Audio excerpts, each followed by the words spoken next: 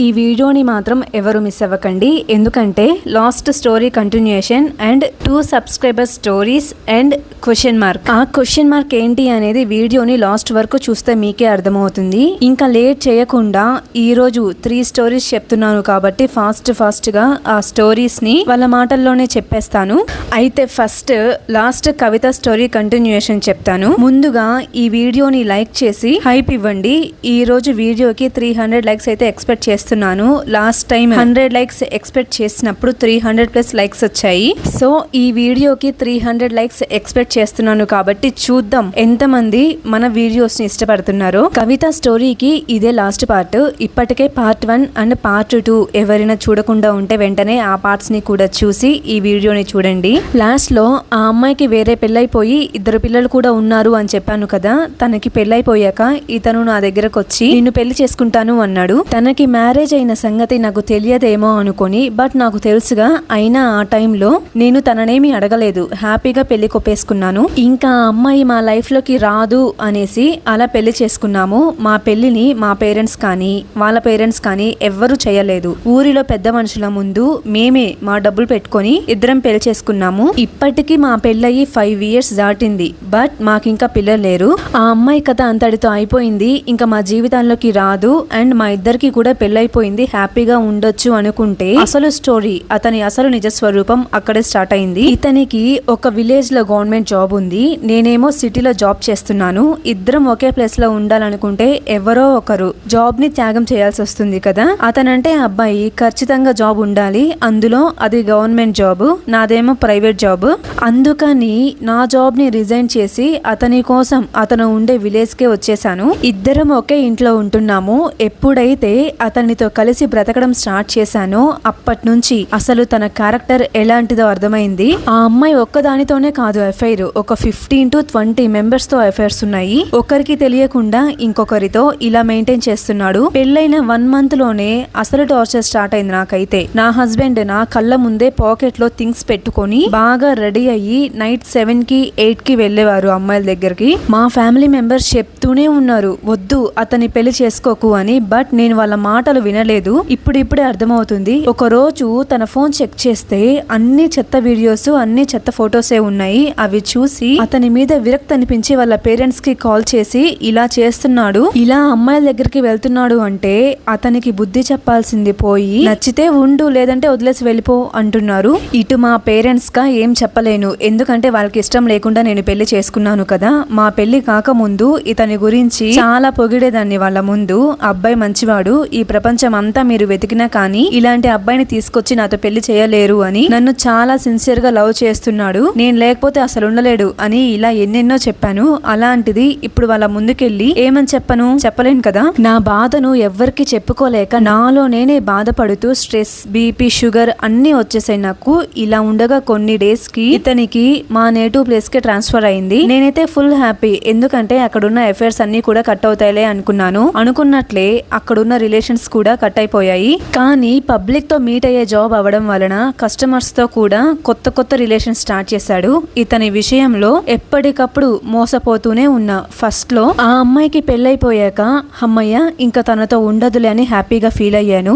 ఆ సంతోషాన్ని ఎక్కువ రోజులు కూడా ఉండనివ్వకుండా మల్టిపుల్ గర్ల్స్ తో అఫైర్ పెట్టుకున్నాడు. ఇంకా ఇంతేనా నా లైఫ్ అనుకునే టైం కి అతనికి ట్రాన్స్ఫర్ అయింది. మళ్ళీ నేను హ్యాపీ, ఎందుకంటే ఆ అఫైర్స్ కట్ అవుతున్నందుకు. బట్ ఇక్కడికి వచ్చాక ఇక్కడ మళ్ళీ కొత్త అఫైర్స్, అడుగడుగున అఫైర్సే. ఎక్కడికి వెళ్ళినా కానీ తన బిహేవియర్ ని మాత్రం చేంజ్ చేసుకోవడం లేదు. ఇప్పటికీ మా పెళ్ళయి కొన్ని ఇయర్స్ అవుతున్నా కానీ పిల్లలు లేరనే బాధ కూడా లేదు అతనికి. ఎంతసేపటికి అమ్మాయిల వెంటే తిరుగుతూ ఉంటాడు. ఇప్పుడు నేనేం చెయ్యలేని పరిస్థితి. అలా ప్లే బాయ్ లాగా ఉండి ఎంతో మంది అమ్మాయిల జీవితాన్ని నాశనం చేస్తాడు. ఖచ్చితంగా నీ బిహేవియర్ ని మార్చుకో, వేరే ఆడపిల్లల జీవితం మనకి శాపంలాగా మారుతుంది అని చెప్పినా వినట్లేదు. తనని వదిలిపెట్టి వెళ్ళలేకపోతున్నాను, అలా అని తనతో కలిసి హ్యాపీగా ఉండలేకపోతున్నాను. అతను ట్రాక్ మీద ఉండి నేను తను అంటే నేను నమ్మాను. పెళ్ళయ్యాక అప్పుడప్పుడు నేను అడిగేదానమాట, అప్పుడు ఇలా అన్నావు కదా, ఈ రోజు ఆ ప్రేమంతా ఏమైంది అంటే, నేనెప్పుడన్నాను, నేను ఏ రోజు నీతో ఆ మాట అనలేదే, అయినా నీకోసం చావాల్సిన అవసరం నాకు లేదు అని చెప్తుంటాడు. ఆ రోజు తను అలా మాట్లాడాడు అనడానికి సాక్ష్యం నా ఫ్రెండే, కానీ నేను అనలేదంటూ ప్లేట్ తిప్పేస్తుంటాడు. ఎవరైనా ఒక అమ్మాయి నచ్చితే చాలు, తను వెంటపడి తను లవ్ చేసే వరకు ఆ అమ్మాయి చుట్టూనే తిరుగుతూ ఉంటాడు. నేనేమైనా ఎక్కువ మాట్లాడితే నీకు డివోర్స్ ఇచ్చేస్తా, నువ్వు నాకు అవసరం లేదు, ఇంకొక అమ్మాయిని పెళ్లి చేసుకొని 1 year లోనే పిల్లల్ని కంటా అని మాట్లాడుతుంటాడు. మా పేరెంట్స్ చాలా రిచ్, ఎంత కట్నమైనా ఇచ్చి గొప్ప సంబంధం తీసుకొచ్చి ఉండేవారు నాకు, కానీ నా చేతులారా నా లైఫ్ ని ఇలా చేసుకున్నాను. నా సిబ్లింగ్స్ నాలా చేయలేదు కాబట్టి ఇంట్లో వాళ్ళు తెచ్చిన సంబంధమే చేసుకొని ఇప్పుడు గొప్పగా రిచ్ లైఫ్ ని లీడ్ చేస్తున్నారు. నేనేమో ఇతనికి తక్కువ శాలరీ అయినందువల్ల చాలా అడ్జస్ట్ అయ్యి లైఫ్ ని లీడ్ చేస్తున్నాను. ఇప్పుడు నా లైఫ్ ఎలా ఉందంటే, అటువైపు అతని ప్రేమ దొరకడం లేదు, ఫైనాన్షియల్ గా బాధ, అతను ఇచ్చే టార్చర్ వల్ల, స్ట్రెస్ వల్ల ప్రెగ్నెన్సీ రావడం లేదు. ఇది నేను తీసుకున్న డెసిషన్ వలన నా లైఫ్ ఇలా అయిపోయింది. అతను పాపం డేమో అనుకొని తన లవ్ ని యాక్సెప్ట్ చేసి ఇప్పుడు నన్ను చూసి అందరూ జాలిపడేలాగా చేసుకున్నాను. అందరికీ అర్థమయ్యేలాగా చెప్పండి, ఒకళ్ళ బాధ ఎలా ఉంటుంది, ఒకళ్ళ కోసం మనం కన్విన్స్ అయితే తరువాత మనల్ని చూసి అందరూ ఎగతాళి చేసే స్టేజ్ కి వెళ్ళిపోతాము. సో మనం ఒక డెసిషన్ తీసుకున్నాక ఆ డెసిషన్ అనేది కరెక్ట్ అని మనకు అనిపించినప్పుడు ఎవరు ఎంత బ్రతిమలాడినా ఎంత బెదిరించినా దానికే స్టిక్ అయి ఉండండి, చేంజ్ చేసుకోవద్దు అని కవిత తన స్టోరీని మనతో షేర్ చేశారు. ఎన్ని కష్టాలు వచ్చినా మన బాధలు చెప్పుకోవడానికి, జీవితాంతం మనకి తోడుగా ఉండడానికి మనకి పెళ్లి చేస్తారు కదా, అదే మనం పెళ్లి చేసుకున్న వ్యక్తి నుంచి మనకి బాధ వస్తే, అది కూడా మనమే చూస్ చేసుకున్న పర్సన్ నుంచి చాలా బాధ అనిపిస్తుంది కదా. అందుకే మనం ఎవరిని లవ్ చేస్తున్నాము, అతని బిహేవియర్, క్యారెక్టర్ ఎలా ఉంది అన్ని తెలుసుకున్నాకే మూవ్ అవ్వండి. అలా కాదని అతని బెదిరిస్తున్నాడని మనం ఓకే చెప్తే ఫ్యూచర్ లో ప్రతి విషయంలో నువ్వు బెదిరిస్తూనే ఉంటారు.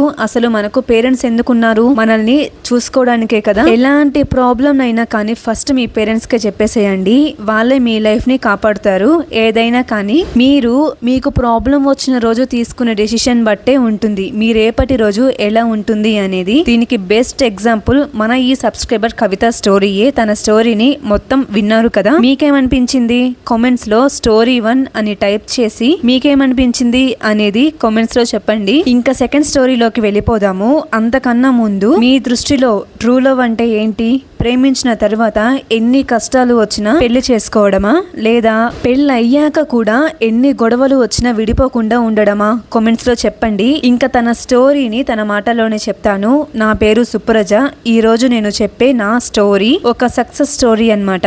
నేను నా మ్యారేజ్ ని రేపు నాకు ఎంగేజ్మెంట్ అనగా ముందు రోజు నేను లవ్ చేసిన అబ్బాయిని పెళ్లి చేసుకున్నాను. అందుకని నా పేరెంట్స్ నాతో మాట్లాడరు. ఇటు మా వారి పేరెంట్స్ కి మా పెళ్ళప్పుడు మమ్మల్ని యాక్సెప్ట్ చేసినా కూడా ఒక 1 month తర్వాత వాళ్ళు కూడా మమ్మల్ని అవాయిడ్ చేయడం స్టార్ట్ చేశారు. అసలు ఏమైంది అనేది చెప్తాను ఇప్పుడు. నేను నా హస్బెండ్ చైల్డ్హుడ్ ఫ్రెండ్స్ అన్నమాట. చిన్నప్పటి నుంచి తెలుసు. ఎలా అంటే తన ఫాదర్, మా ఫాదర్ క్లోజ్ ఫ్రెండ్స్. అంతేకాదు మేము చిన్నప్పటి నుంచి ఒకే స్కూలు, కాలేజ్ లో ఒకటే కాలేజ్, అలా మా ఇద్దరికి కూడా ఫ్రెండ్షిప్ ఉండేదన్నమాట. అది టైం కావడం వలన మేమిద్దరం కొంచెం దూరంగా ఉండాల్సి వచ్చింది. ఆ టైంలో ఎప్పుడు తన ఆలోచనలే. ఇలా ఉండగా ఒక రోజు తనే నా దగ్గరకు వచ్చి, నువ్వంటే నాకు చాలా ఇష్టం, స్కూల్ డేస్ నుంచి నిన్ను లవ్ చేస్తున్నాను, నిన్ను పెళ్లి చేసుకుంటాను, నీకు ఓకేనా అంటే, అలా సడన్ గా చెప్పేసరికి ఆ టైంలో నాకేం చెప్పాలో అర్థం కాక నాకు కొంచెం టైం కావాలి అని చెప్పాను. టైం కావాలనే చెప్పాను, కానీ తనంటే నాకు కూడా ఇష్టమే. అయితే 3 months తర్వాత తనకి ఓకే చెప్పాను. అప్పటి నుంచి మా బాండింగ్ అనేది ఇంకా స్ట్రాంగ్ అయింది. నా డిగ్రీ 3 years కంప్లీట్ అయిపోయేలోపు మేము ఒకరిని విడిచి ఒకరం ఉండలేము అన్నంతగా క్లోజ్ అయ్యాము. నేను లేకుండా తను, తను లేకుండా నేను ఉండలేనంతగా. ఈ 3 years లో ఎన్నోసార్లు మా లవ్ మ్యాటర్ ఇంట్లో తెలిసిపోయింది. అయినా మేము మాట్లాడుకోవడం ఆపలేదు. వాళ్ళు మమ్మల్ని తిట్టినా మా ఇష్టం అయితే పోలేదు. ఇలా తెలిసినప్పుడే మా బాండ్ అనేది ఇంకా స్ట్రాంగ్ అయింది. నాది డిగ్రీ కంప్లీట్ అయిపోయింది. జాబ్ కోసం అని చెప్పి ట్రైనింగ్ కి సిటీకి వచ్చాను. తనకేంటంటే జాబ్ పైన పెద్ద ఇంట్రెస్ట్ లేదు, రైతుగానే ఉండాలంటే ఇష్టము. అంటే పొలం పనులు చేయడం అంటే ఇష్టం. ఈ రోజులో పొలం పనులా అని నేను తన ఇష్టానికి నో చెప్పలేదు. తనకి నచ్చినట్లు ఎలా అయితే ఉంటాడో అలానే నాకు కూడా ఇష్టం. ఇంకా నేనేమో ట్రైనింగ్ కి సిటీకి వస్తే నా కోసం మంత్లీ 3 times నా దగ్గరకు వచ్చేవాడు తను. అలా ఆ రోజులు చాలా బాగుండేవి. కొన్ని డేస్ కి నాకు జాబ్ వచ్చింది. జాబ్ వచ్చిన 4 months కి మా ఇంట్లో వాళ్ళకి మేమిద్దరం ఇంకా టచ్ లోనే ఉన్నామని తెలిసి నన్ను ఇంటికి తీసుకొని వచ్చి ఒక 1 week ఇంట్లోనే ఉంచి బయటకు పంపించకుండా నా ఫోన్ కూడా లాగేసుకొని ఇంట్లోనే హౌస్ అరెస్ట్ లాగా చేసేశారు. అయితే ఈ 1 week లో నేను లవ్ చేసే అతని మీద నాకు ఏవేవో చెప్పారు. అతని మీద ఉన్నవి లేనివి, తను మా నాన్న ఫ్రెండ్ కొడుకు అని కూడా ఏమీ లేకుండా వాళ్ళ నోటికి ఎంత వస్తే అంత అబద్ధాలు చెప్పేవారు. అయినా నేను మారలేదు, నా మనసు చేంజ్ చేసుకోలేదు. 1 week తర్వాత మళ్ళీ జాబ్ కి పంపించి ఒక పెళ్లి సంబంధం చూసి పెళ్లి ఫిక్స్ చేసేసారు. ఆ తర్వాత మళ్ళీ మ్యారేజ్ ఫిక్స్ అయింది అని ఇంటికి తీసుకొని వచ్చారు. ఎంత చెప్పినా కూడా వినకుండా ఇంటికి తీసుకొచ్చాక 1 week లోనే ఎంగేజ్మెంట్ అనేసారు. ఇంకా నాకు ఏం చేయాలో అర్థం కాలేదు. వాళ్ళని కన్విన్స్ చేసి నేను లవ్ చేసిన అతనే పెళ్లి చేసుకోవాలని ఎంతో ట్రై చేశాను. బట్ వాళ్ళు వినలేదు. ఎందుకంటే మా నాన్నకి అతను ఎంత ఫ్రెండ్ అయినా కూడా వాళ్ళది వేరే క్యాస్ట్, మాది వేరే క్యాస్ట్ అంటున్నారు. క్యాస్ట్ కోసం అని చెప్పి మా ఇద్దరికి పెళ్లి చేయడంలా ఇంకా వీళ్ళు ఒప్పుకోర్లే అని అర్థమయ్యి ఏం చెయ్యలేక రేపు ఎంగేజ్మెంట్ అనగా నేను తను బయటకు వెళ్లి మ్యారేజ్ చేసుకున్నాము. మేము పెళ్లి చేసుకున్న సంగతి వాళ్ళ ఇంట్లో వాళ్ళకి చెప్తే వాళ్ళు ఓకే అన్నారు. ఇంకా నన్ను వాళ్ళ ఇంటికే తీసుకుని వెళ్లారు. 1 month వరకు కూడా అంతా బానే ఉంది. 1 month తర్వాత వీళ్ళ బిహేవియర్ లో కూడా చేంజ్ వచ్చేసింది. ఎందుకంటే ప్రెసెంట్ మా హస్బెండ్ వాళ్ళ అమ్మ ఉంది కదా, ఆమె సొంత మదర్ కాదు, సెకండ్ మదర్. సొంత అమ్మ చిన్నప్పుడు దూరం అయ్యారు. అయితే ఈమె మా వారిని పనివాడి కంటే దారుణంగా చూసిద్ది. ప్రతి పని మా వారితోనే చేయించేది. నేను ఆ ఇంటికి వెళ్ళాక మా వారితో ఏ పని చేయనించకుండా ఉండేసరికి నా మీద కోపం పెంచేసుకున్నారు. ఇప్పటికీ మా పెళ్ళయి 2 years కంప్లీట్ అయింది. మ్యారేజ్ కాకముందు మా రిలేషన్ 5 years. మా పెళ్ళైనప్పటి నుంచి ఇప్పటిదాకా మా వారిని ఒక్కసారి కూడా వాళ్ళ ఇంట్లో మనిషిలాగా చూడలేదు. ఆస్తి పరంగా చూసుకుంటే ఇష్టం లేని పెళ్లి చేసుకున్నందుకు అటు తన ఫ్యామిలీ నుంచి ఏమీ రాదు, ఇటు మా ఫ్యామిలీ నుంచి ఏమీ రాదు. మాకు మేమే సంపాదించుకోవాలి, మాకు మేమే తినాలి, మాకు పుట్టే పిల్లల్ని కూడా మేమే చూసుకోవాలి, వాళ్ళకి ఆస్తి కూడా మేమే సంపాదించి పెట్టాలి. అందుకని మేము బాగా సెటిల్ అయ్యే వరకు కిడ్స్ ని వద్దనుకున్నాము. ఎందుకంటే వాళ్ళు కూడా మాలాగా ఇబ్బంది పడకూడదని. ఈ 2 years లో నాకు నా హస్బెండ్ కి ఎన్నో గొడవలు వచ్చాయి. బట్ ఏ ఒక్క గొడవ కూడా మమ్మల్ని దూరం చేయలేదు. వాళ్ళ ఫ్యామిలీ మెంబర్స్ నన్ను నీది తక్కువ కులం అన్నా కూడా నా హస్బెండ్ నా సైడ్ ఉండి వాళ్ళనే తప్పు అనేవారు. కానీ నన్ను ఏ రోజు కూడా ఏ విషయంలోనూ బాధ పెట్టలేదు. ఇది చాలు మాది ట్రూ లవ్ అనడానికి అని మన సబ్స్క్రైబర్ సుప్రజ మనతో షేర్ చేశారు. పెళ్ళైన ఆడవారికి ఏదైనా కష్టం వచ్చినప్పుడు వాళ్ళ భర్త తన వెంటే ఉంటూ ధైర్యం చెప్తూ సపోర్ట్ గా ఉంటే ఆ కొండనైనా సరే ఈజీగా పగలగొట్టేసేయచ్చు. సో ఈ స్టోరీని వింటున్న మీరు కూడా పెళ్ళైన మగవాళ్ళు అయితే ఇప్పటి నుంచి ప్రతి విషయంలోనూ మన ఈ సబ్స్క్రైబర్ హస్బెండ్ లానే మీ భార్యలకి కూడా సపోర్ట్ గా ఉండండి. ఇది సెకండ్ స్టోరీ. ఈ స్టోరీ ఎలా అనిపించింది అనేది కామెంట్స్ లో స్టోరీ 2 అని టైప్ చేసి మీకేమనిపించింది చెప్పండి. ఇకపోతే ఈ రోజుకి ఇదే లాస్ట్ స్టోరీ. లేట్ చేయకుండా థర్డ్ స్టోరీకి వెళ్ళిపోదాము. అబ్బాయిలకి అమ్మాయిల్ని శారీలో చూడంగానే పడిపోవడం ఇదేం ఫ్యాంటసీయో నాకు అర్థం కావట్లేదు. మీకేమైనా తెలిస్తే కాస్త కామెంట్స్ లో చెప్పండి. ఒక అబ్బాయి నన్ను టీచ్ చేస్తున్నాడు. మా పేరెంట్స్ కి కూడా డైరెక్ట్ గా చెప్పలేకపోతున్నాను. ఏం చెయ్యాలో ఒక సొల్యూషన్ చెప్పండి అని ప్రియా మనందరినీ అడుగుతున్నారు. స్టోరీ చిన్నదే కానీ మొత్తం విని ఒక సొల్యూషన్ అయితే ఇవ్వండి. నా పేరు ప్రియా. ప్రెసెంట్ నాది ఇంటర్ 2nd year కంప్లీట్ అయిపోయింది. అయితే నేను ఫేస్ చేస్తున్న ఈ ప్రాబ్లం వలన ఎగ్జామ్స్ కూడా సరిగ్గా రాయలేకపోయాను. కేవలం ఒక్క అబ్బాయి వలన. ఆ అబ్బాయి పేరు ధీరజ్. నేను ఒకే కాలనీలో ఉండేవాళ్ళం, ఉంటున్నాం కూడా. చిన్నప్పటి నుంచి తను ఎలా ఉండేవాడంటే నార్మల్ గా తను మా కాలనీ అమ్మాయి, సో తనని డిస్టర్బ్ చేయకూడదు అన్న విధంగా ఉండేవాడు. So all okay. ఆ టైంలో నేనేంటంటే చిన్నప్పటి నుంచి చాలా సన్నగా ఉండేదాన్ని. అందువలన నాకు ఫస్ట్ పీరియడ్స్ లేట్ గా వచ్చాయి. అంటే నా 10th class లో ఆ 9 days అయిపోయాక నా ఫంక్షన్ కోసమని ఇంటి పక్కన వాళ్ళందరినీ పిలిచారు. అలా ధీరజ్ ఫ్యామిలీని కూడా పిలిచారు. అలాగా ధీరజ్ కూడా నా ఫంక్షన్ కి వచ్చాడు. ఆ ఫంక్షన్ లో నాకు శారీ కడతారు కదా, ఆ శారీలో నన్ను చూశాడు. అంతే. ఆ నెక్స్ట్ డే నుంచి తన వలన ప్రాబ్లమ్ స్టార్ట్ అయ్యాయి. ఆ నెక్స్ట్ డేనే నాకు ప్రపోజ్ చేశాడు. మా పేరెంట్స్ చాలా స్ట్రిక్ట్. అదే విషయం తనతో క్లియర్ గా చెప్పాను. మా పేరెంట్స్ చాలా స్ట్రిక్ట్. వాళ్ళకి తెలిస్తే చీరేస్తారు. అయినా నాకు కూడా ఈ ఏజ్ లో లవ్ ఇలాంటివేం ఇంట్రెస్ట్ లేదు అని అర్థమయ్యేలాగా చెప్పాను. అయినా కూడా తను వినలేదు. తన ఇన్స్టాగ్రామ్ లో నా ఫొటోస్ పెట్టి టైటిల్ లో మై లవ్ అని పోస్ట్ చేసేవాడు. అలా పెట్టొద్దు అని ఎన్నో సార్లు వార్నింగ్ ఇచ్చినా కూడా వినలా.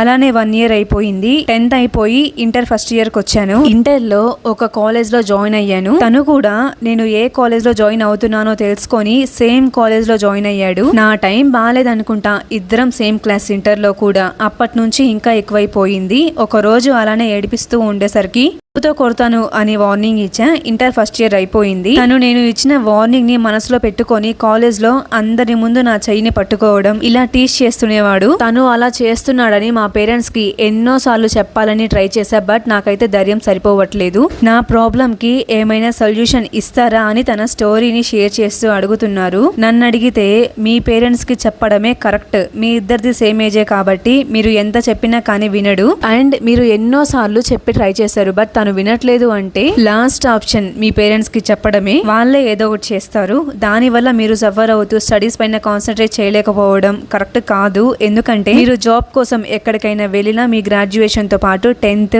ఇంటర్ మార్క్స్ కూడా కన్సిడర్ చేస్తారు. సో ఇలాంటి వాళ్ళని మీ మైండ్ లో ఉంచుకొని స్టడీస్ పైన కాన్సన్ట్రేట్ చేయలేక మార్క్స్ సరిగ్గా తెచ్చుకోలేకుండా ఉంటే మీ ఫ్యూచర్ కే ఎఫెక్ట్ అవుతుంది. సో ఇప్పుడు భయపడుతూ ఫ్యూచర్ ని స్పాయిల్ చేసుకోవద్దు. ఏదైతే అదైంది. ఇప్పుడే ఒక నిర్ణయం తీసుకొని మీ పేరెంట్స్ కి ధైర్యం తెచ్చుకొని చెప్పేసేయండి. మరి మీ దగ్గర ఏమైనా సొల్యూషన్ ఉంటే కామెంట్స్ లో స్టోరీ 3 అని టైప్ చేసి మీరు ఇవ్వాలనుకుంటున్న సొల్యూషన్ ని షేర్ చేయండి. నిండిపోవాలి ఈ రోజు కామెంట్స్ మొత్తం ఈ 3 స్టోరీస్ తో. అట్లీస్ట్ ఒక 100 కామెంట్స్ అయినా ఎక్స్పెక్ట్ చేస్తున్నాను. మరి మీరేమంటారు? అన్ని కామెంట్స్ వస్తాయంటారా? అండ్ ఇంకొకటి, మీరేమనుకోవద్దు, ఏంటి ఇంత లాగ్ చేస్తున్నారు వీడియోని, దొండకాయ కట్టింగ్ కూడా చూపించాలా అని అనుకోవద్దు. ఇలా చేస్తేనే కదా నేను స్టోరీ ఎక్కువ చెప్పడానికి అనేది ఉంటుంది. ఇంట్రెస్ట్ ఉన్న వాళ్ళు వీడియోని కూడా చూడండి. లేదు అనుకునే వాళ్ళు మీ మొబైల్ ని ఎక్కడైనా పెట్టేసి ఓన్లీ స్టోరీస్ ని మాత్రమే వినండి. అలా కాదు మాకు రెండు అవసరం లేదు అనుకుంటే మన స్టోరీని మన వీడియోని స్కిప్ చేసేయండి. ఈ రోజు నేను దొండకాయ ఫ్రై చేస్తున్నాను.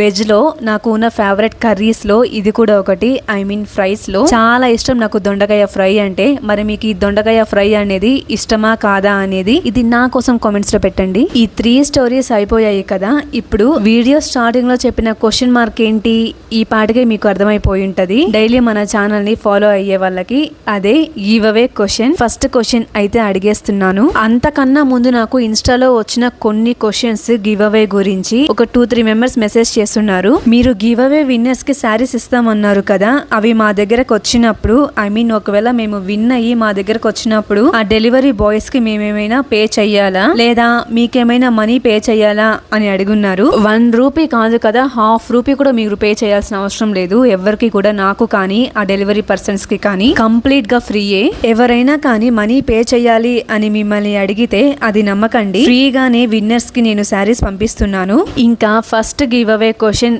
ఏంటంటే, ఈ రోజు డేట్ May 16th 2026 కదా. మార్నింగ్ 8 కి అప్లోడ్ చేస్తున్నాను ఈ వీడియోని. సో నేను అడిగిన ఈ క్వశ్చన్ కి నాకు 9 లోపు ఎవరైతే ఫస్ట్ ఆన్సర్ చేస్తారో వాళ్ళే ఈ గివ్ అవే ఫస్ట్ క్వశ్చన్ కి విన్నర్ అయినట్లు. ఆ క్వశ్చన్ ఏంటంటే, మన ఛానల్ ఈ బ్యాచిలర్ కుకీస్ NS అనేది ఏ రోజున స్టార్ట్ చేసాము, ఏ ఇయర్, ఏ మంత్, ఏ డేట్ అనేది నాకు కరెక్ట్ గా ఇన్స్టాలో నాకు మెసేజ్ చేయాలి. కామెంట్స్ లో కాదు, గుర్తుపెట్టుకోండి. ఇన్స్టాలో, ఇన్స్టాగ్రామ్ లో ఎవరైతే అందరికంటే ఫస్ట్ ఛానల్ స్టార్ట్ చేసిన డేట్, మంత్, ఇయర్ కరెక్ట్ గా నాకు ఇన్స్టాగ్రామ్ లో మెసేజ్ చేస్తారో ఆ ఫస్ట్ మెసేజ్ వాళ్ళే విన్నర్ అయినట్లు. విన్ అయింది ఎవరు అనేది నేను నెక్స్ట్ మంత్ 21st చెప్తాను. మన ఛానల్ మొత్తం వెతికితే దీనికి ఆన్సర్ మీకు తెలుస్తుంది. ఐ మీన్ ఓల్డ్ వీడియోస్ అన్ని చూడాల్సిన అవసరం లేదు. పెద్ద హింట్ ఇక్కడే ఇచ్చేసాను. మరి ఎవరు ఫస్ట్ మెసేజ్ చేస్తారు చూద్దాం. ఓకే, మరి టుమారో ఇంకొక సబ్స్క్రైబర్ స్టోరీతో కలుద్దాం. బాయ్.